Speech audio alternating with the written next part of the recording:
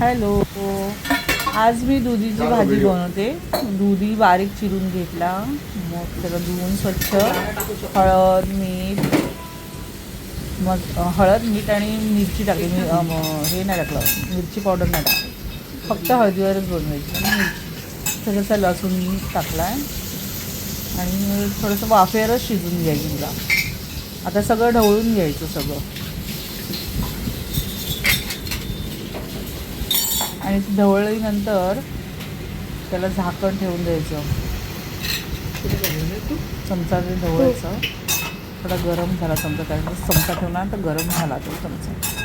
आणि त्याच्यामध्ये आता हे मिक्स करून घेतली आणि मग मिक्स केलं ना, व्यवस्थित मिक्स करून घ्यायची.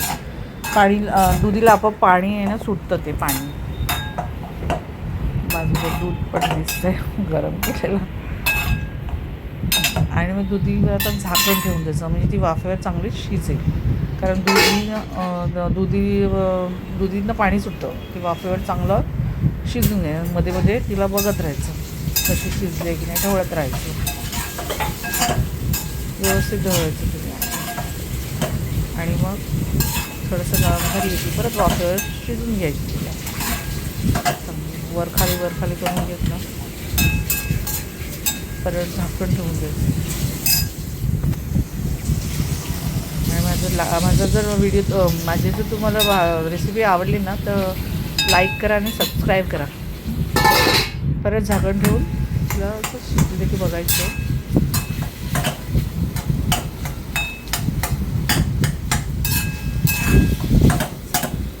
शिजली नाही अजून, थोडंसं बटाटा अजून थोडा कच्चा आहे, अजून एक वाफ काढावं लागेल तिला.